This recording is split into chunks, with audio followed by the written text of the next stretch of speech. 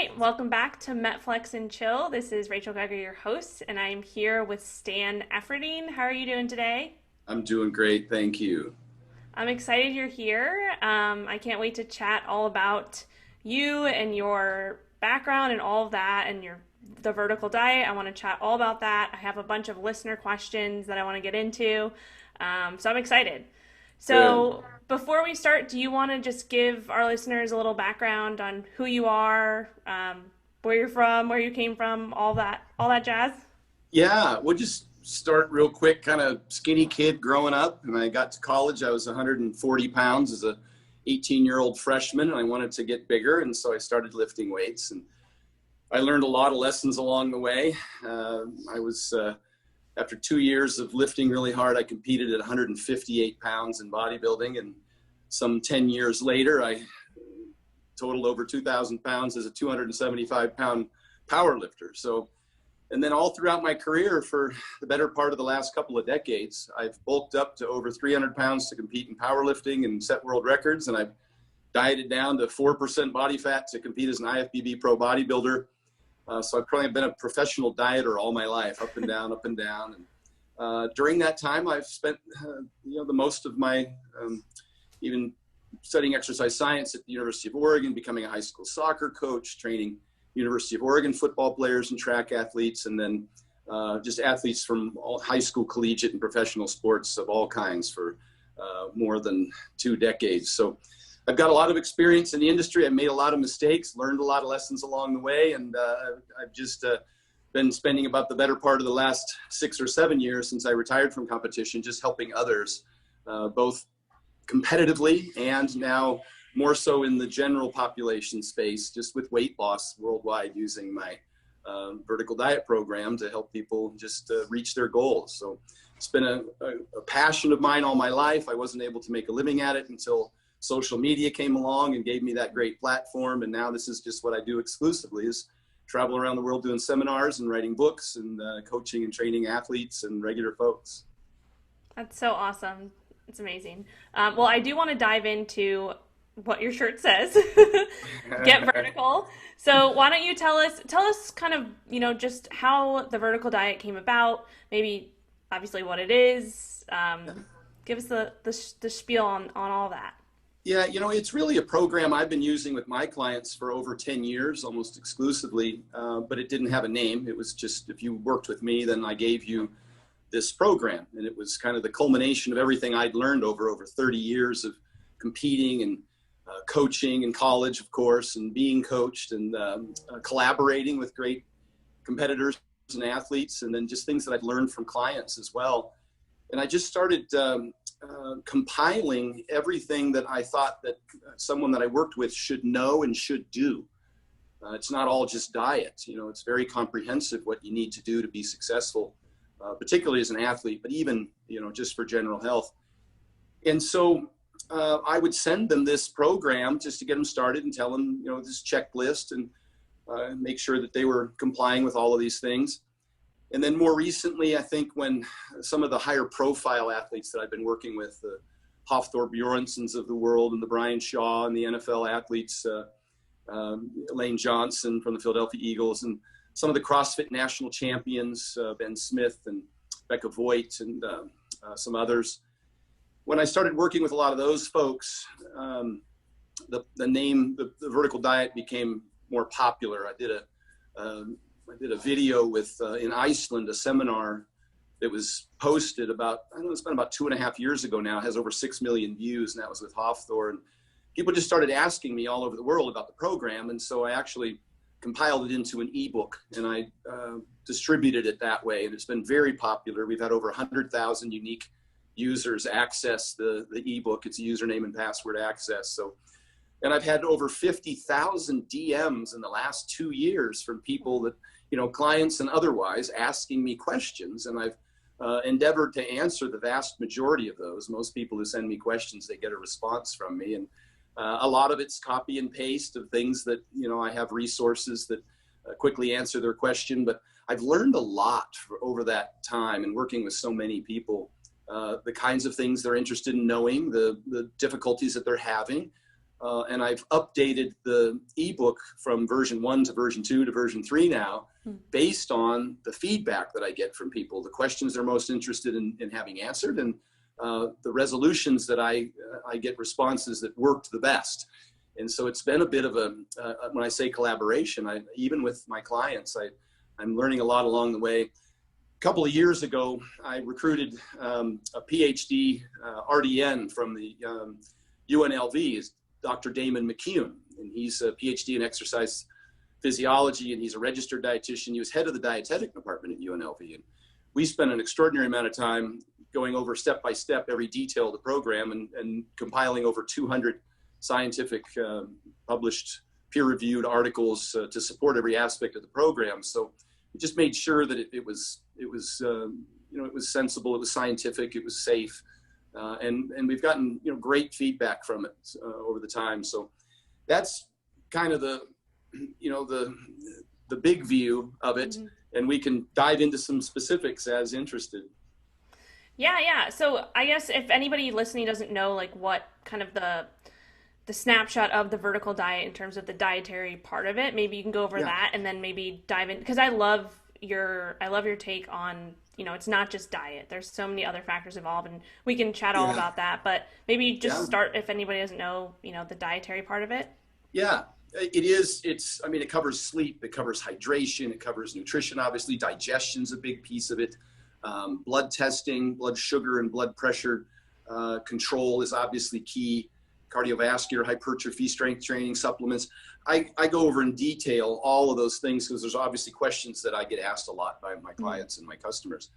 And so what I did, kind of the outline of the diet really is, it's whole foods, it's highly bioavailable, easy to digest, micronutrient dense foods. And we can touch on each of those. Throughout my career, I've had a very difficult time with digestion, primarily when I was bulking up, of course. But I see a lot of this in my clients and now in the general population. I think it's the majority. It's the rule, not the exception now, that people present with IBS, IBD, Crohn's, celiac, just diarrhea, constipation, gas and bloating. The bulk of my clients present with those problems.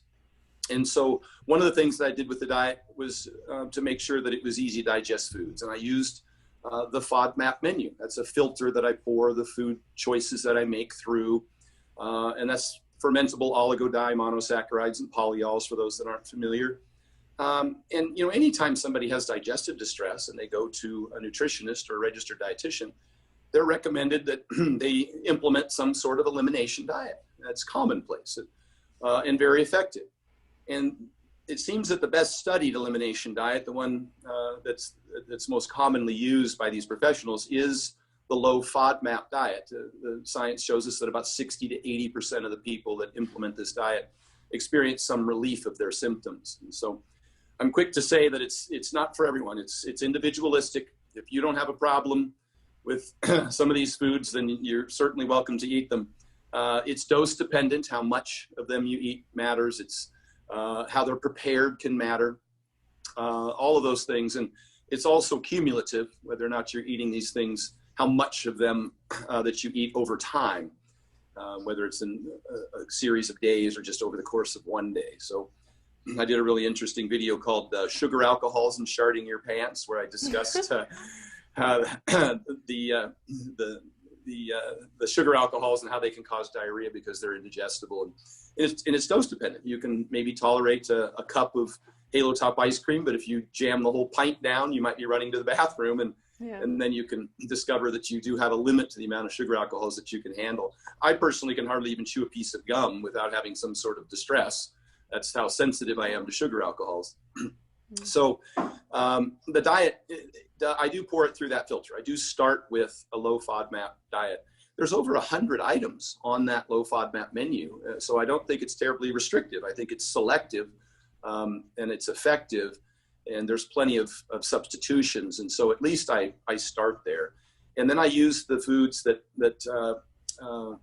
probably after the FODMAP menu, I'm concerned mostly with micronutrient density. Of course, calories are king, and macronutrients matter, protein being the key component of those. But I'm concerned about micronutrients, particularly with dieters, and particularly because I've been in this bodybuilding industry and working with females since the late 80s and the bikini competitors, you know, figure, physique, bikini, bodybuilding over the years. And I've just seen the implementation of these very restrictive diets, egg whites, tilapia, broccoli, you know, a little bit of peanut butter maybe. And what I see is women suffering from, you know, the micronutrient deficiencies that manifest in a whole host of side effects. The female triad, as you're familiar with, is the anemia, the low iron, the amenorrhea, cessation of the menstrual period, the osteoporosis from calcium deficiency, and overtraining and with depleted protein can also lead to that. So I've seen that going on for more than 30 years, and it's unfortunate that even with the internet now and all the great information that we have, the problem's gotten worse. That there's more of the guru diets, and they're all very, very restrictive with the egg whites and tilapia and broccoli. And so, you know, and egg whites in particular, they're high in avidin protein, which binds to biotin, and people are told to avoid the yolk, and that's where the biotin is. And so, you know, biotin's for skin, hair, and nails. And so you see these women, their hair starts drying out, their skin starts drying out.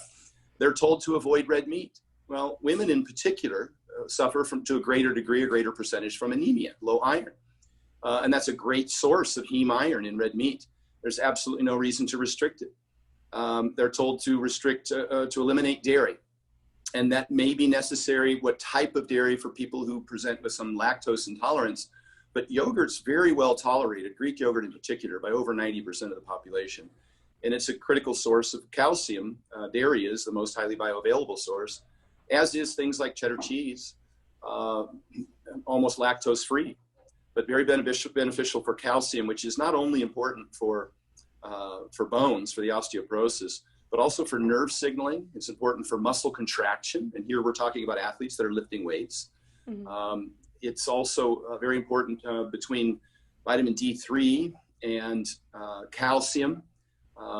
It helps with thyroid conversion in the liver from T4 to T3, the inactive to active form.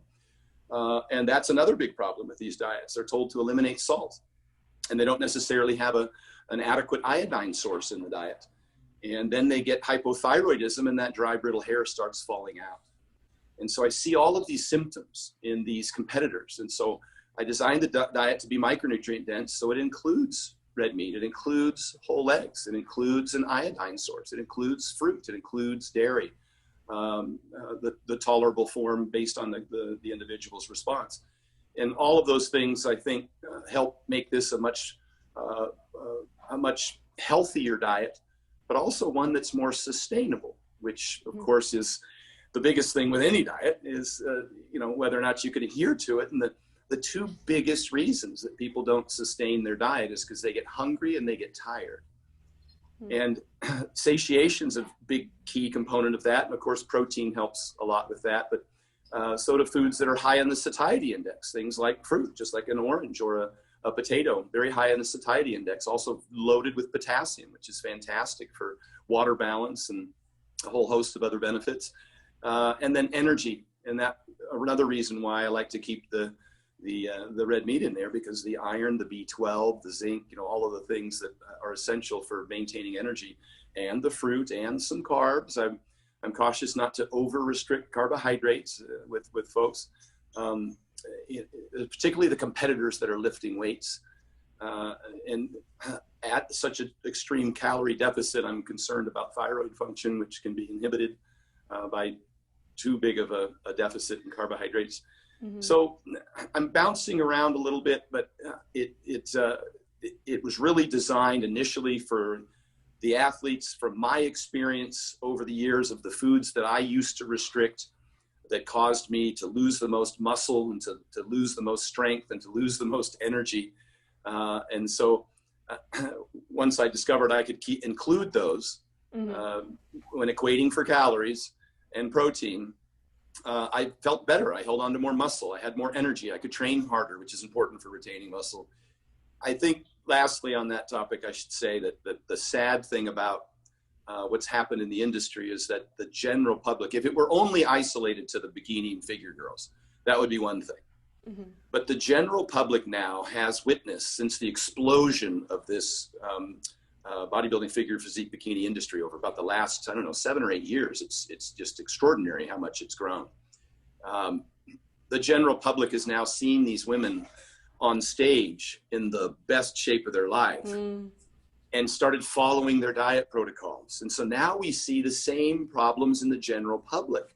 We see the anemia, we see the hypothyroidism, we see the hair falling out, we see the exhausted, micronutrient deficient women going to the doctor's office and getting shots for D3 and B12 and iron and glutathione and getting hooked up to their IV on a weekly basis, which is great for the practitioners, but it's terrible for the individuals that are suffering. And they're losing enormous amounts of muscle mass and regaining a huge amount of body fat as a result.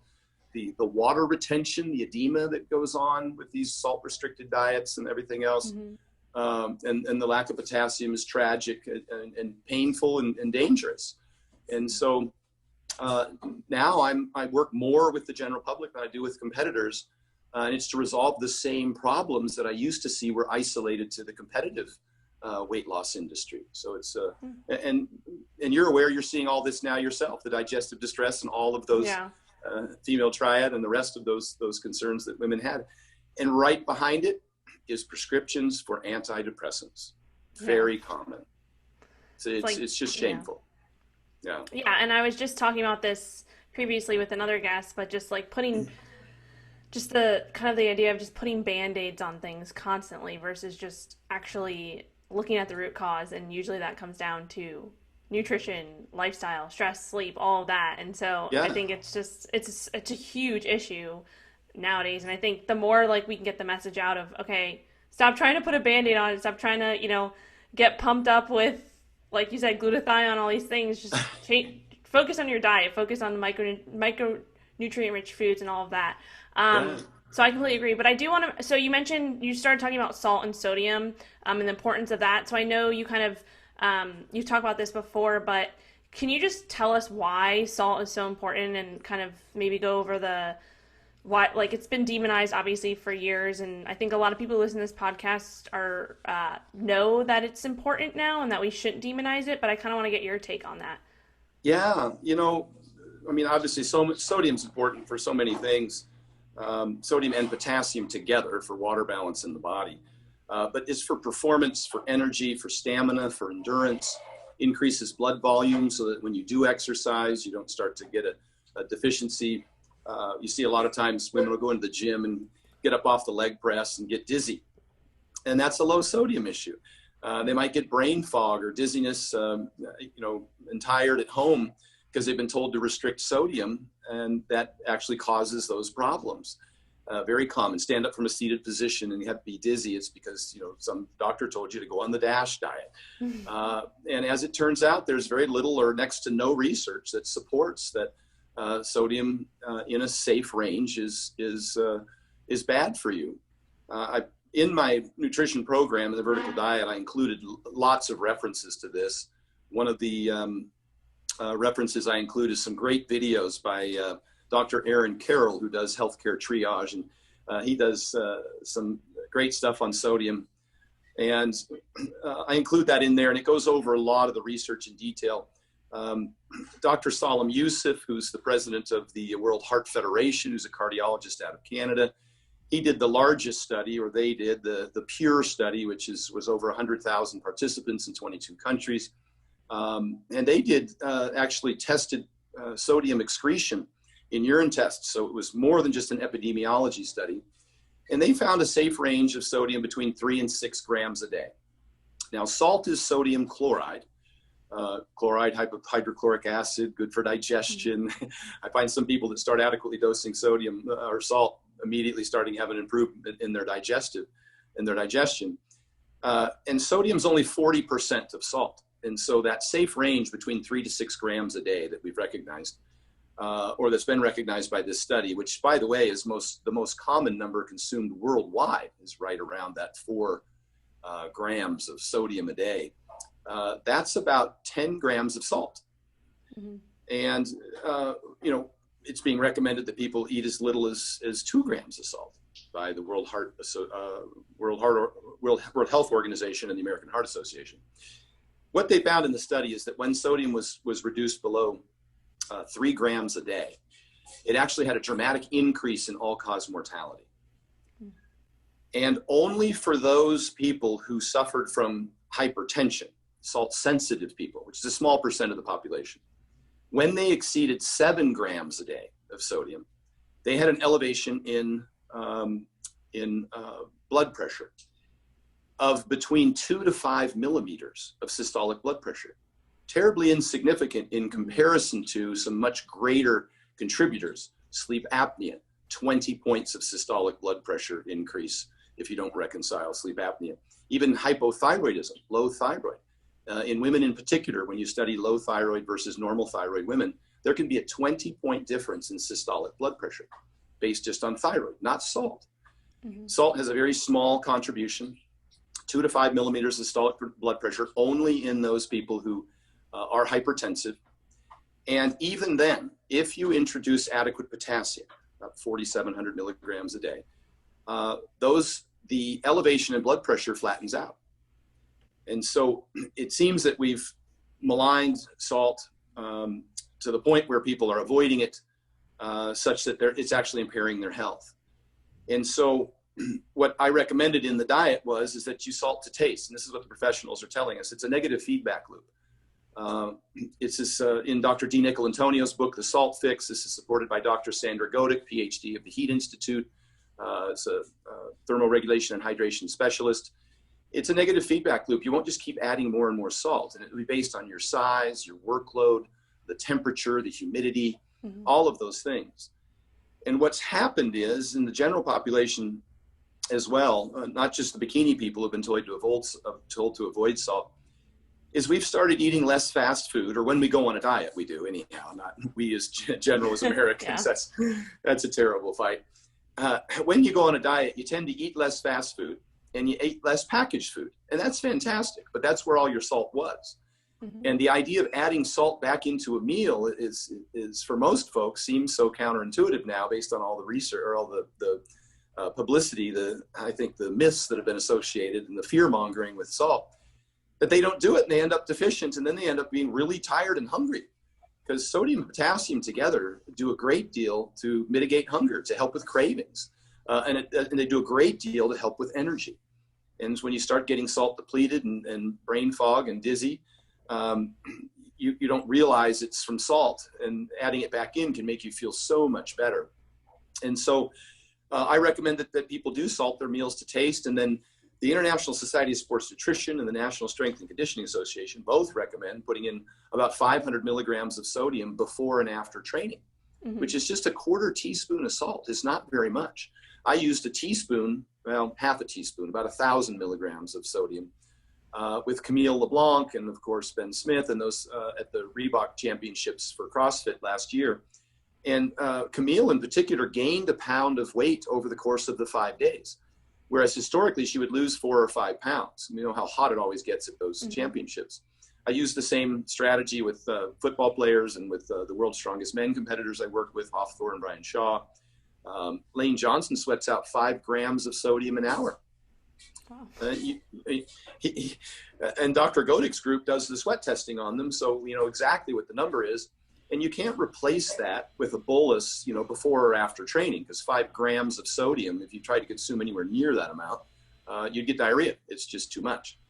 So, we ask that he salts meals to taste along the way, and that he uses the before and after salting. He had a dramatic improvement. We took him from Lane Johnson, in particular, offensive lineman for the Philadelphia Eagles, Pro Bowler, Super Bowl champion. He went from 310 pounds to 333 pounds over the course of the time that I was working his nutrition with him.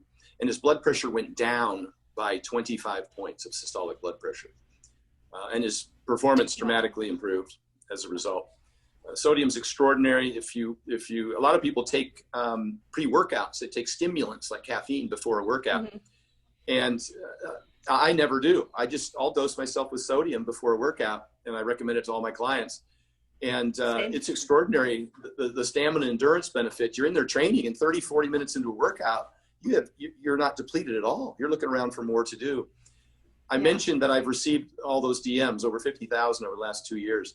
The number one piece of feedback that I've gotten from people all over the world has been about how much their performance has improved and how much better they feel now that they've started adding salt into their daily routine.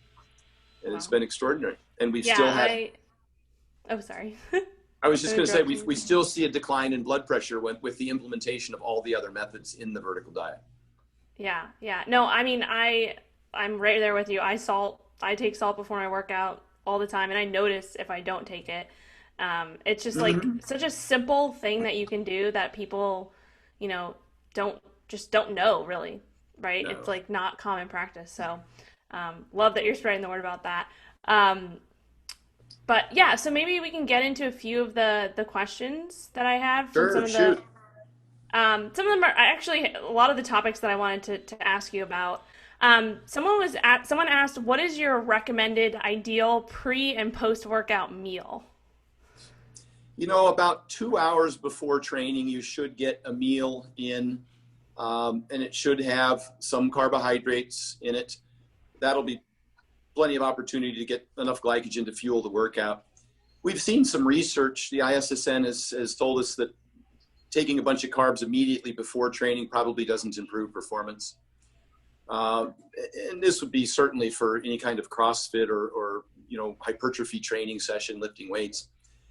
In endurance athletes, people who are doing more than an hour, people who run marathons, of course, or do those long bike rides, anything more than 60 to 90 minutes worth of training, they do recommend that you consume sodium and carbohydrates throughout the event, about every 20 minutes.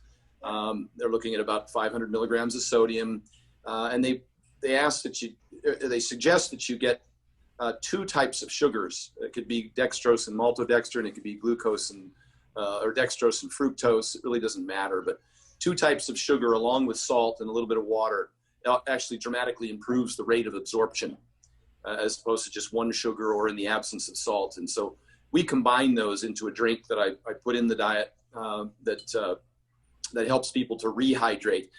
So I think there's adequate carbohydrates in the meal 2 hours before training, and then depending on the intensity of the training, and especially if you're going to train twice a day, after that first workout in particular, to dose yourself with two sugars and salt and water. And some people, if they're my high-end competitors that do UFC fighters or strongmen or football players training twice a day, they'll actually add a little bit of caffeine, maybe 100 milligrams of caffeine, not as a stimulant for performance, but to improve rate of absorption of those nutrients. And then the second workout of the day becomes, it's extraordinary. The feedback we get from people who implement this protocol, they just can't believe how much more energy and stamina endurance they have for the second workout, just because they took in, and it might only be, you might burn 300 calories in a workout, in a given workout. A trained individual, burns less because they're more efficient than a beginner, certainly. But I guess the intensity would matter. But if it's, let's say it's 300 calories, you only need 75 grams of carbs.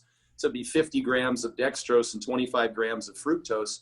That might only be, 6 ounces of orange juice with a scoop of dextrose powder in it, with a couple of salt tablets, and boom, you've got, you're going to get a much more better workout later in the day. So I think, and then within about an Oh, hour, sorry.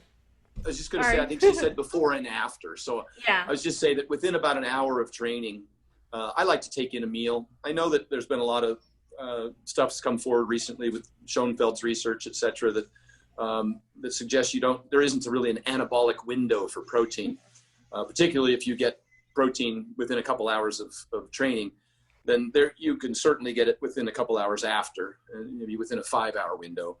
But even the ISSN suggests there's certainly no downside to getting a meal in as needed post-workout. Carbs can be beneficial. The idea of an anabolic window for protein, probably a little more leeway within an hour or two of training, get a meal in. And a lot of that really kind of just depends on what your total caloric requirement is for the day. Hmm. And would you say so kind of like when you talked about the pre-workout, what about like for Gen Pop? So for someone who's not like training twice a day, maybe they train like 4 times a week and they're doing mostly just resistance training, maybe a little bit of cardio here and there, what would you Yeah. recommend for someone like that? Generally speaking, I like to train in the fed state. So I do like to have a meal within a few hours of training. And that would be dependent on the intensity of the training and how much food that you can handle. Some people can eat 3 hours before, 2 hours before. Some people can eat an hour before. And it kind of depends whether or not you're working legs or whether or not you're working arms, Yeah. as to how much your stomach can tolerate. So that's personal preference.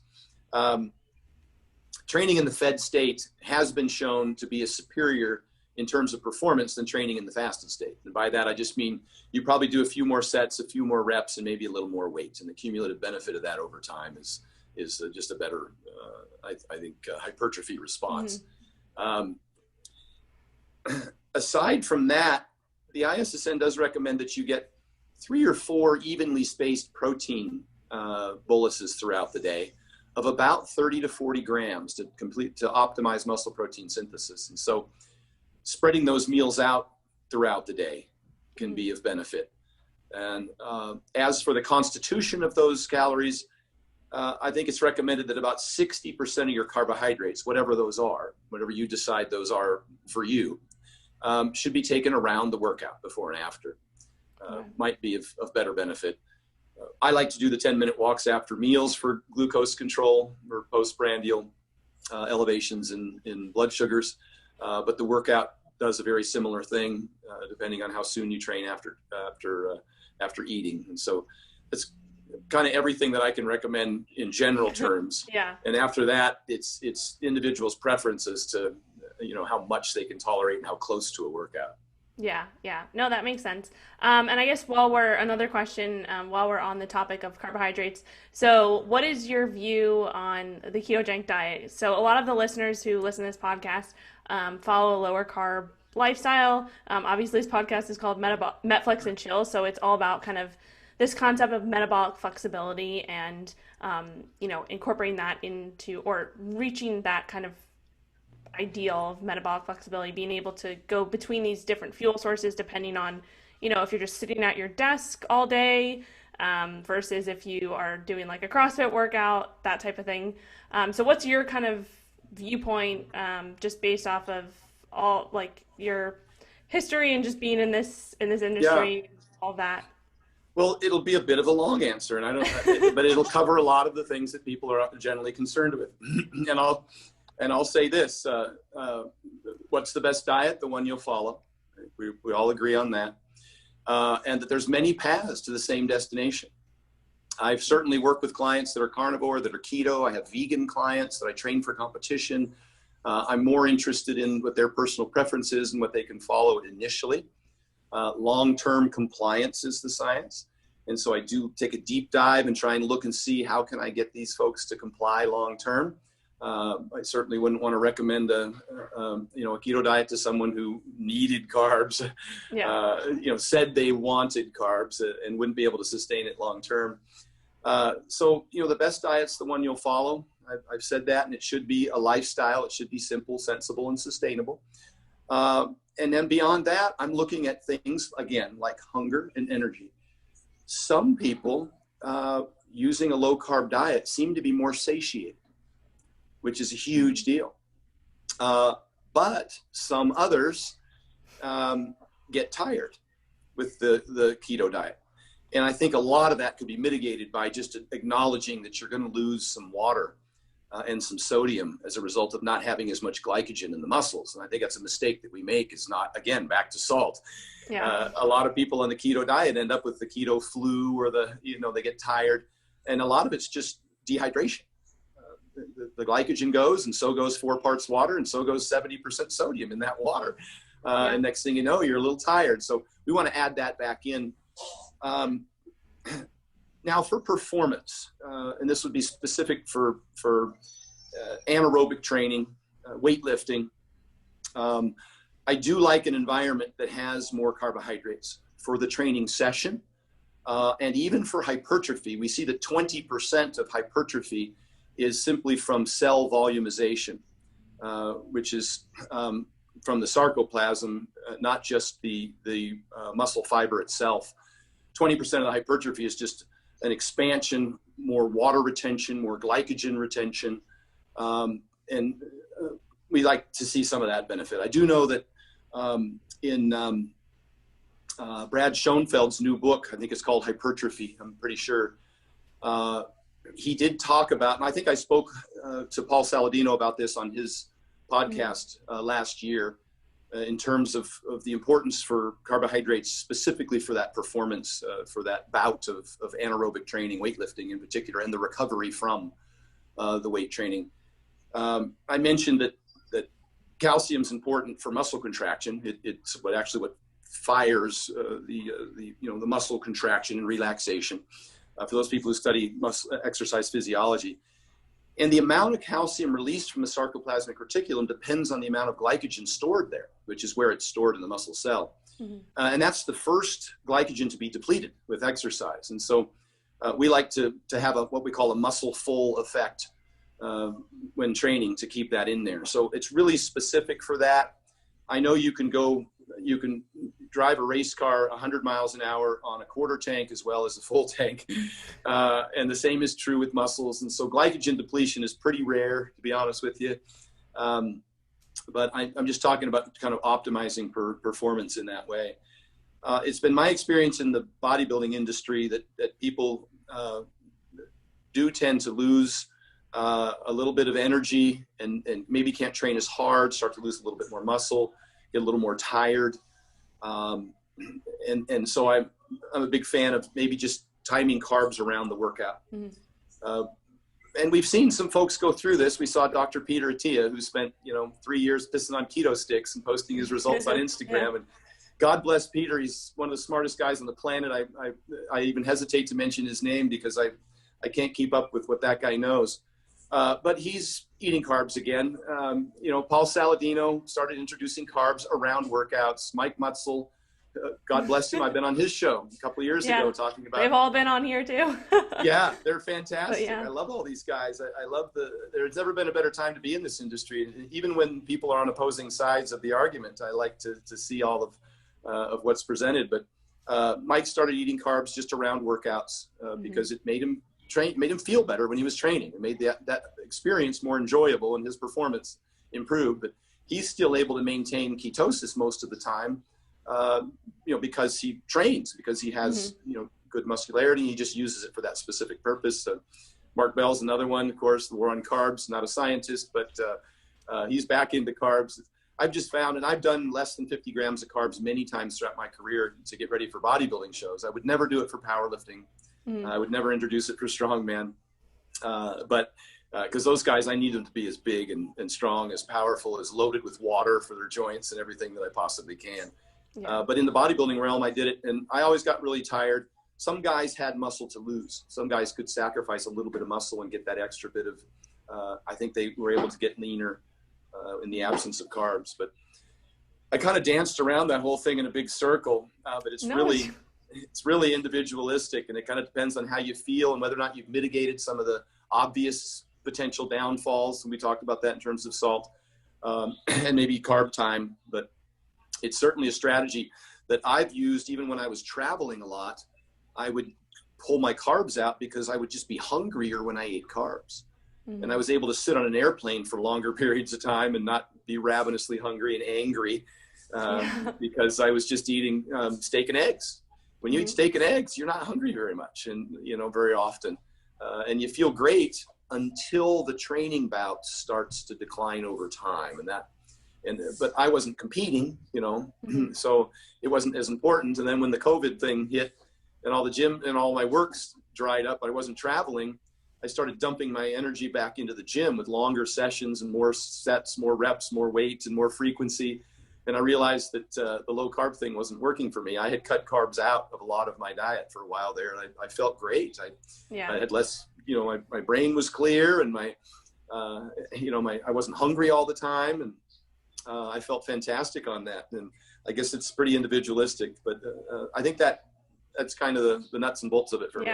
No, and I agree. And I did the same thing too. I think there's and that's why I'm such a proponent of metabolic flexibility.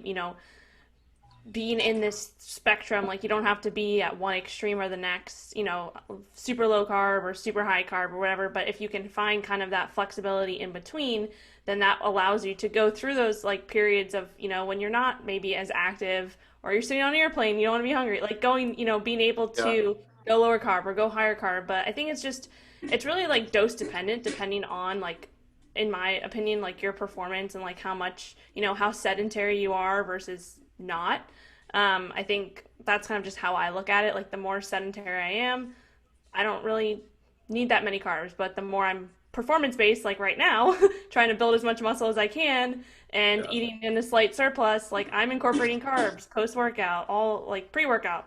And Yeah. I think it's just, yeah, you know, and like you said, there's no one size fits all either. So, There isn't. No, and I 100% agree with that. And I will say this, I'm not a big proponent of the Atkins style keto diet. I'm a high protein keto kind of guy if I can get there, if that's what folks desire. I just don't like the sticks of butter. I'm not convinced. And I'm not a fear mongering over saturated fatty acids either. There is, you know, some folks that do continue to claim that the diet heart hypothesis is based on saturated fat consumption. I think that it's highly confounded by the healthy user bias. I think that it has a lot to do with your metabolic health. You know, if you want to get more specific, your triglycerides and HDLs, of course, and whether or not you have any endothelial damage or those kinds of things, high blood pressure, high blood sugars, high iron, you know, any of those types of things that put you at a predisposition. I think even Dr. Peter Attia says it's necessary but not sufficient. When you have elevated LDLs, you know, you have to have elevated LDLs or cholesterol to have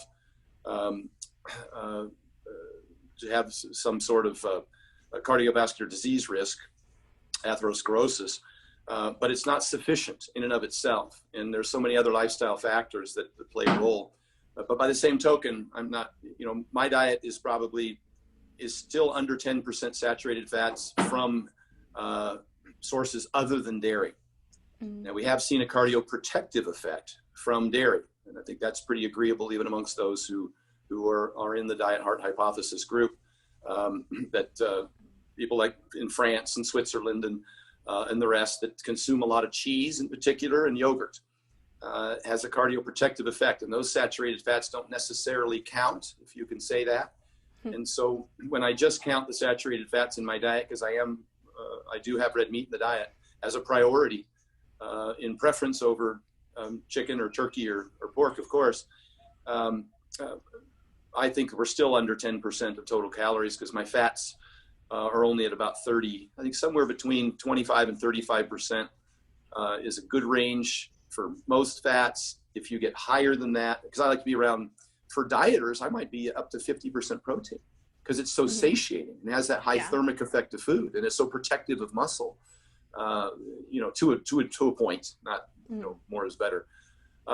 That's kind of where I end up, is just in carbs are really what I call the rest of the equation based on your workload. And as you train more, then maybe you need a little more, but for the average person who's just dieting and taking 10-minute walks and maybe doing a couple of aerobics classes a week, then carbohydrates aren't a significant portion of that diet. Yeah, definitely dose dependent, I think. But yeah. Awesome. Yeah. So I don't want to take too much more of your time, but I have one more question. This is kind of a general question, and sure, we could probably have a whole podcast on this, but someone asked supplements, what's worth it and what's not? It's a very loaded question. I know. And I've recently read the ISSN's book, and they have the JISSN, the Journal of the International Society of Sports Nutrition, is a website that's good to read. They talk a lot about supplements there. They have position papers that if anybody's interested in taking a deeper dive, they can also go on to examine.com. But the problem I always have with examine.com, Kamal Patel and his group of researchers there are highly regarded. It's a very respected group of researchers that aren't industry funded. But the problem there is every time I read their site, I'm bullish on taking the supplement that they're reviewing. The short answer is, and it's not a short answer, I'm sorry. Don't be sorry. I would say that I would try and distinguish the fact that protein's not a supplement, it's food in a can.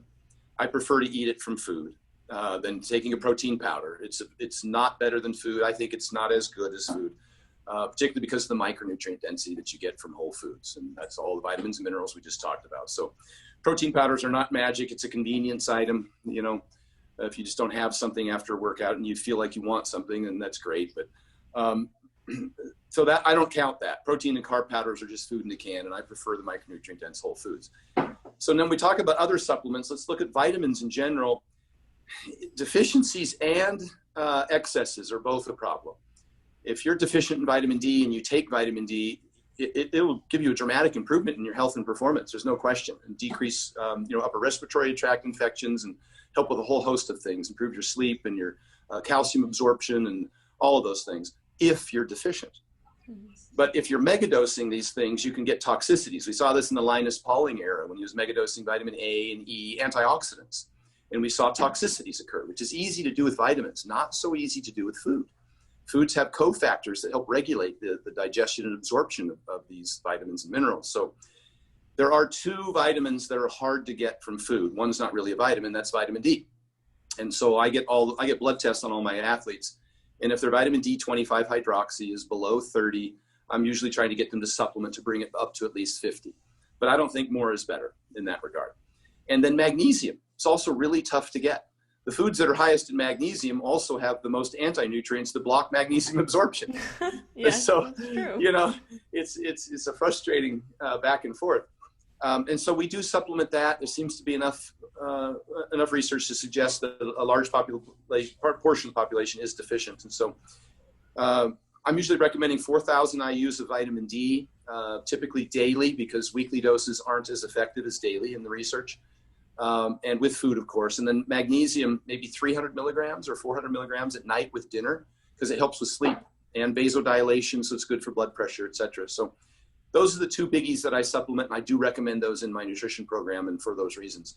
After that, as far as performance-enhancing supplements, creatine is probably the only one that's been shown to have a measurable benefit, something that actually moves the needle a little bit.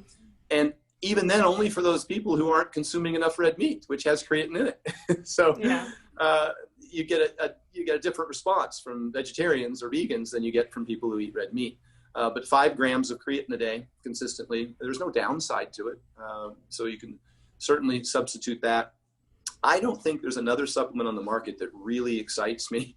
And I think most keen folks would say that unless you had a very specific need, there probably wouldn't be a lot that gave you, just enough of a benefit to be measurable. Caffeine might be the only other one.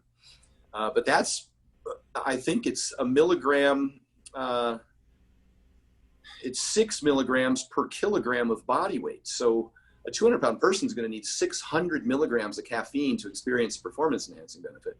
And if you've been taking it consistently, you'll probably attenuate to it and not get as significant of a benefit. So even at that, it kind of depends on how you respond. But those are probably the only two that I think. And I don't mind caffeine on a regular basis for people who are tired. I hate it because it's used as a crutch for people who get poor sleep or have poor nutrition or poor hydration. And they wake up in the morning and they need a cup of coffee because they only got 5 hours of sleep. I despise that. I hate that. But we both know that the most calories you burn in a day after your basal metabolic rate, which is uncontrollable, but to a degree, sleep, obviously, and maintaining thyroid function, of course, but is your non-exercise activity thermogenesis, just moving around throughout the day. And I don't want people sitting. I don't want them overtraining because then they overcompensate by coming home and sitting and eating more. So I don't really assign a whole lot of, cardio. Somebody goes and crushes themselves in a 45-minute CrossFit workout. It's not an indictment on CrossFit. It's just to say that people think they need to do those things to lose weight, and they're not terribly effective, especially not in comparison to the calorie deficit from the diet itself and the NEAT, the non-exercise activity thermogenesis. So my recommendation is to take 10-minute walks after meals and stay on your feet all day.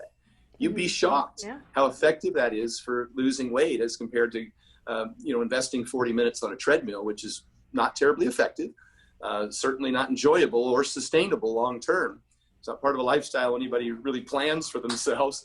And so caffeine, to get back to the supplement, does help some people stay a little more active throughout the day, get a little more done, and stay on their feet. And so it's not that caffeine burns a lot of calories by itself as a thermogenic. That's nominal. That hasn't been shown long-term that the caffeine itself benefits people, but it may incline them to get off the couch and move around. And that is one of the most controllable factors for weight loss. The difference between a sedentary person and an active individual can be 1,500 calories a day. I mean, it's extraordinary. Between an office worker and a waitress, for example, would be a huge difference. So hope I didn't veer too far off track there. No, but that's no. my take on. I'm the guy that says steaks are for fakes, eat steaks, and so the supplement industry hates me. But it's more nuanced than that. I'm just talking as a priority. Start with food, and supplements are certainly way down the list after a host of other important things, like you said, sleep, stress, NEAT, all those things, exercise, resistance training. It's way down the list.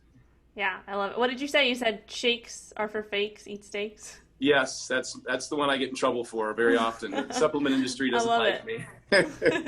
I love it.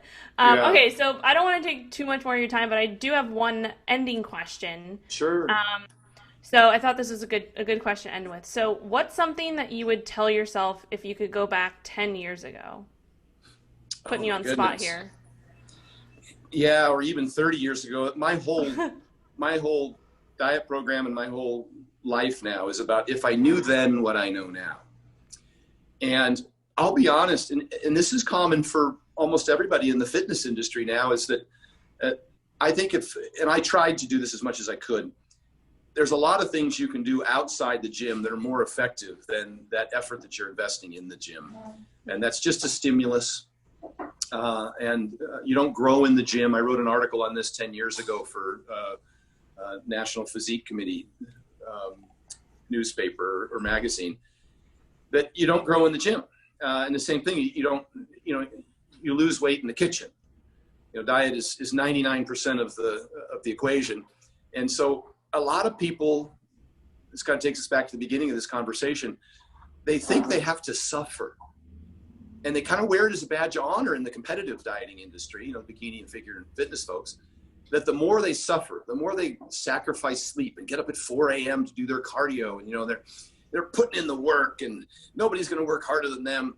They're stepping over $100 bills to pick up nickels. That if they would just be consistent with the kind of stimulus that's maintainable and sustainable as part of the lifestyle, and be disciplined in terms of the caloric intake, because most of these people end up on these roller coasters of overconsumption and then crash dieting. I just think the biggest thing is that even myself as a power lifter, a bodybuilder, I probably did too much and wore it as a badge of honor when I was wearing my body down to the point where, injuries, and you have to realize that I did a video on this called "If You Want to Be Healthy, Don't Compete." And I talked about the difference between health and fitness. Fitness being the ability to perform a particular duty or task. The fitness level required to be a world's strongest man is not necessarily healthy. It's my daughter. She's so cute. Don't worry, I won't take them from you for too much longer. Oh, no, that's okay. The fitness level required to be a UFC fighter is not healthy. To be a 14-year-old gymnast in the Olympics, not healthy. Even 10-year-old badminton players in China blowing out their lateral collateral ligaments, growing up playing, badminton, is not healthy. And so I'm cautious to say a lot of what I do is really mitigate damage. And then I think that with my athletes, with the blood testing and the CPAP for sleep apnea and the blood pressure control and all of this, the blood sugar control, all the things I implement in terms of optimizing health, which then helps them with their performance outcome, is a priority over the sacrifices that I made and a lot of my athletes make, thinking that it's necessary. And a lot of dieters, competitive dieters make, thinking it's necessary, and that the more you suffer and the more, more tired you are and the more you endure the headaches and the dizziness and the exhaustion, that somehow that's going to translate into better performance or better body composition or weight loss. It's nonsensical. And so, I always ask my clients this question: how do you feel?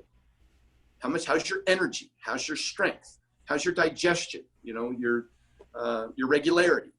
If those things are off, we're doing something wrong.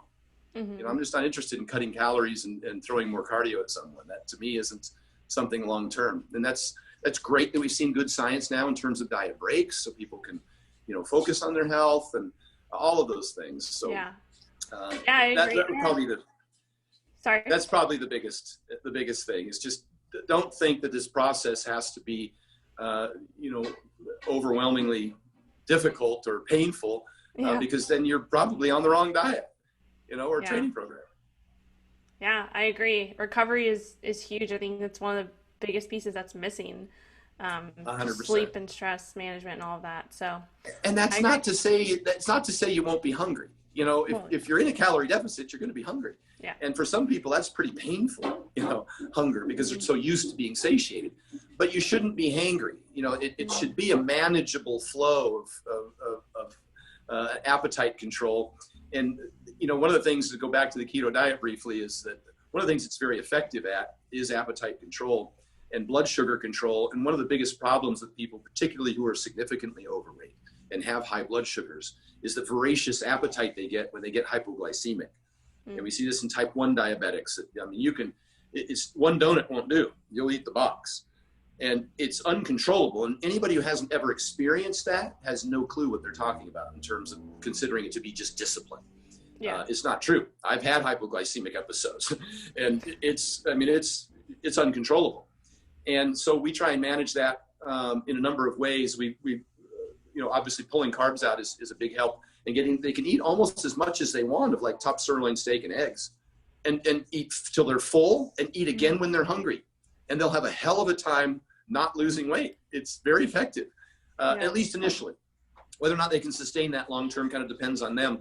But then when they start to get a little bit of that hunger, you can feel the sensation coming on. Anybody who's ever had a hypoglycemic event knows when it's coming on. You start to perspire. Your peripheral vision actually starts to close in. You start to get a little dizziness. And as soon as you begin to feel that, type 1 diabetics are very good at recognizing the signals. They'll take dextrose tablets, not a box of donuts, a little tiny dextrose tablet, like, what is it, 5 grams of sugar? And it can really help satiate them. So I have a lot of my clients who are in that position. High insulin levels. I get blood tests and I see high fasted insulin. And that's a better leading indicator of high blood sugars, that and triglycerides. Your blood sugars, your fasted glucose, and your HA1C can be in the normal range for a decade or two while you already have signs of poor sugar control. Your fasted insulin is the one you need to look at. And the range is anything under 19 or 24. I forget what the number is, depending on what lab you look at. If you're over 6, you're probably experiencing some sort of these problems with blood sugars. And so when I see a 19 or a 20, I know I've got somebody who I have to manage their appetite. And the little secret that I'll do, or the trick that I'll do with them, in addition to the steak and eggs exclusively, at least for a week or two, is to get them to carry around a Jolly Rancher candy or a pocket full of them. And as soon as they start to get that feeling that the type 1 diabetic might experience, or they might recognize in themselves that hunger that's starting to set on, pop one of those candies and suck on it for a little while. It dramatically improves the degree to which the hunger becomes manageable. And that's just a strategy that we use initially until we can start to get that insulin level under control. Sometimes we'll use continuous glucose monitors so they can track how they respond to certain meals, and just really try and get in there and manage everything that has to do with their hunger. So sorry, I could go on and on. We might have to do part 2. I might have to do part 2. I could go on and on, and I have other questions that I didn't get to, but maybe we'll do part 2, because this is awesome. Well, before you go, do you want to just tell the listeners where they can find you on social media, website, all that stuff? Everything's at Stan Efferding. My website, stanefferding.com. That's where I have a link to my meal prep company and to my ebook. At Stan Efferding is my Instagram, and Stan Efferding on YouTube. I've got a host of rants that I've done on there that are very popular. I spend a lot of time putting them out. They're brief but action-packed in terms of information, and it covers a lot of the stuff we talked about in greater detail today. So that's always where I am, Stan Efferding. Awesome, awesome. I will link all of those in the show notes so everybody can find those. Awesome. Well, I think I do have to have you back on because I'm looking at my notes here and there's lots of questions unanswered. So awesome. We'll chat about that. But thank you so much for coming on and taking the time. I really appreciate it. Thanks for having me. All right. Talk to you soon.